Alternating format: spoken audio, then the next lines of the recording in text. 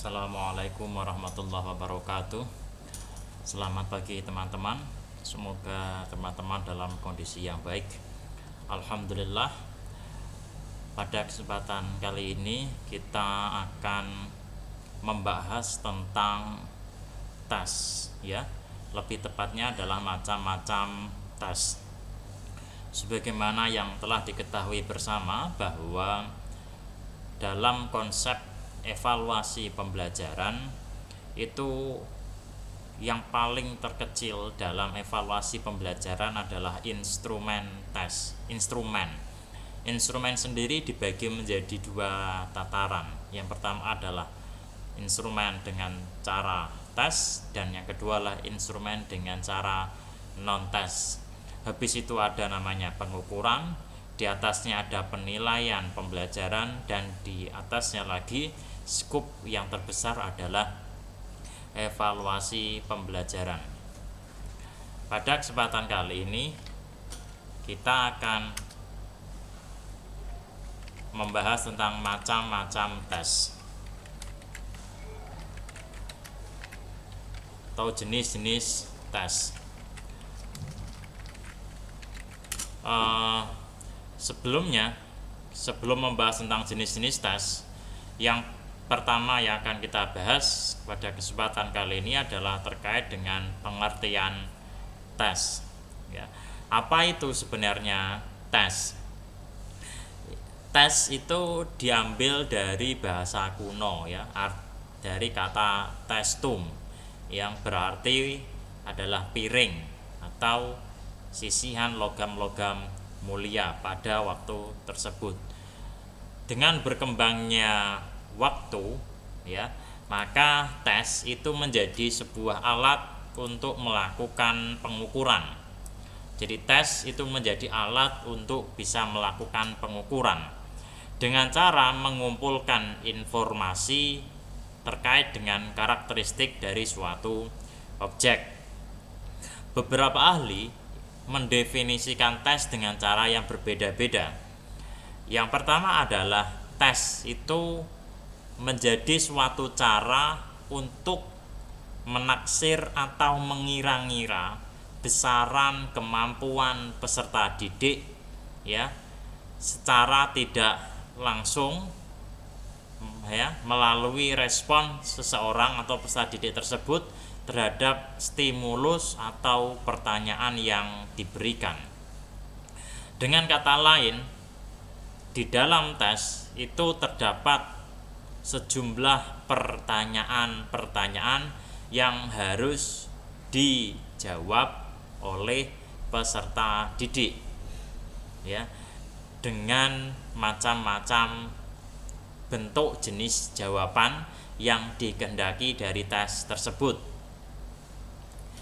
Menurut pendapat yang lain, ya, tes adalah suatu alat atau prosedur yang sistematis dan objektif untuk memperoleh data-data atau keterangan-keterangan yang diinginkan tentang seseorang dengan cara yang boleh dikatakan yang sistematis, ya, mengikuti kaidah ilmiah dan tepat, ya. Jadi tes itu menjadi sebuah alat untuk mengukur kemampuan peserta didik. Beberapa hal yang lalu telah saya sampaikan bahwa apabila kita ingin membelah semangka, maka kita harus menggunakan alat. Alat itu namanya adalah instrumen. Alatnya apa? Kita bisa menggunakan pisau. Membelah semangka dengan menggunakan pisau, hasilnya akan bagus. Alat yang dipakai akan bagus, ya. Membelah semangka bisa juga dengan menggunakan selain pisau, seperti menggunakan gergaji. Tetapi apakah hasilnya akan bagus? Tidak. Makanya ketepatan suatu instrumen itu mutlak dibutuhkan dalam penilaian. Terdapat beberapa padanan atau kata-kata yang berhubungan dengan tes. Kalau tes sendiri itu menjadi sebuah alat atau instrumen, ya. Terus ada dikenal dengan istilah testing. Testing itu berarti proses pengambilan tes, ya, namanya adalah testing. Tes instrumen, testing adalah proses waktu pengambilan tes. Testi adalah peserta didik yang mengerjakan tes, ya. Yang terakhir, tester adalah orang yang melakukan tes. Tolong dipahami 4 padanan kata yang berhubungan dengan tes. Selain itu, ya, kita masuk ke bahasan selanjutnya terkait dengan jenis-jenis dan macam-macam tes. Terdapat beberapa macam tes apabila teman-teman membaca dari berbagai buku terkait dengan evaluasi atau penilaian pembelajaran. Yang pertama adalah tes tertulis, ya. Tes tertulis atau bahasa Inggrisnya dikenal dengan istilah paper based test adalah sebuah tes yang menuntut jawaban dari peserta didik dalam bentuk tertulis, ya. Tes tertulis menuntut peserta didik untuk jawabannya dalam bentuk tertulis. Karena ini adalah tes tertulis, maka terdapat 2 macam atau 2 bentuk dari tes tertulis. Yang pertama bisa dengan menggunakan bentuk essay, ya, atau yang dikenal dengan istilah subjective test, ya, yang nanti ada macam-macamnya, dan juga bisa dalam bentuk objective test, ya. Tetapi yang perlu diingat dari teman-teman mahasiswa adalah tes sangat tepat untuk mengukur kemampuan kognitif peserta didik. Tes sangat tepat untuk mengukur pengetahuan atau kognitif peserta didik. Jika ditarik dengan kompetensi inti yang ada dalam amanah kurikulum, ada 4 macam kompetensi inti. Kompetensi inti yang pertama adalah kompetensi inti spiritual, KI1 spiritual, KI2 adalah sikap sosial, KI1 dan KI2 bisa diukur untuk penilaian sikap. Itu sudah kita bahas di pertemuan kemarin. KI3 hanya bisa diukur dengan cara memberikan tes. Sedangkan KI4 keterampilan nanti bisa digunakan menggunakan instrumen yang lain. Misalnya berupa project based learning, project based assessment, atau product based assessment atau performance based assessment. Oke. Fokus kita berarti nanti ada di KI 1. Tes subjektif, ya. Pada umumnya tes subjektif ini berbentuk essay atau uraian, yang mana peserta didik diminta untuk menguraikan jawabannya tentang sesuatu, ya. Berarti nanti jawaban yang dikehendaki dari tes subjektif, tes bentuk essay adalah uraian yang dijabarkan oleh peserta didik. Sedangkan jumlah butir soal dari tes subjektif itu berapa? Tergantung dari karakteristik peserta didik yang mengerjakan tes atau testinya, ya. Apakah 1 sampai 3, 1 sampai 5 atau sampai 10 tergantung dengan karakteristik dan alokasi waktu yang dibutuhkan. Tes uraian sendiri dibagi menjadi 2 macam. Yang pertama adalah tes uraian bebas, ya, atau extended response test. Merupakan bentuk tes yang memberikan kebebasan kepada peserta didik untuk mengorganisasikan dan mengekspresikan gagasan, pikiran dalam menjawab soal tes. Ya, jadi sifatnya terbuka, tidak dibatasi pada satu bentuk jawaban tertentu.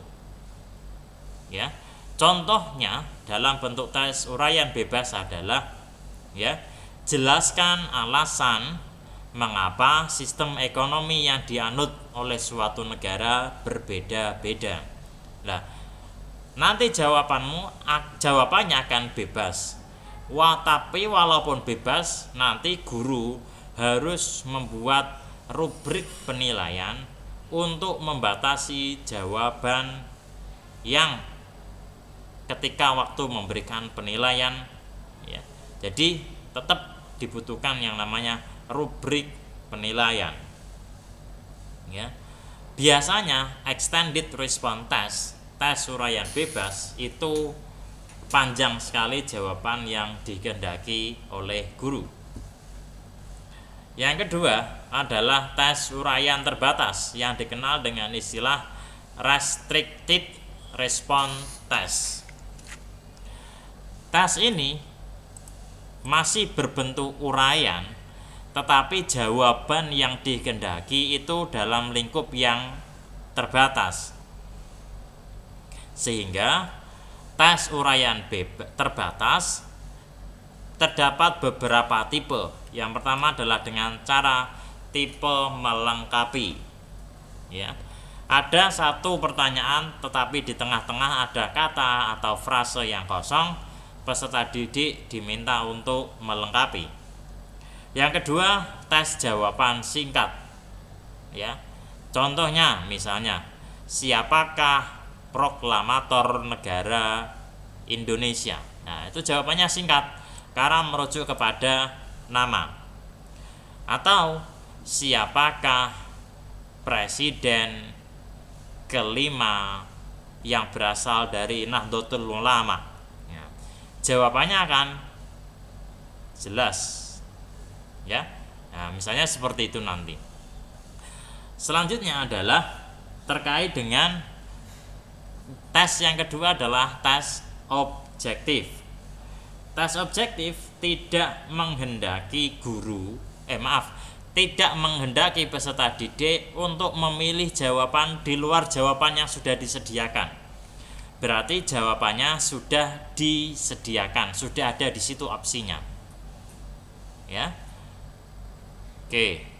Di dalam tes objektif, nilai yang benar akan diberi nilai 1 dan nilai yang salah akan diberi nilai 0. Macam-macam tes objektif adalah yang pertama, true false. Tes benar salah. Ya, nanti diberi uraian. Ya.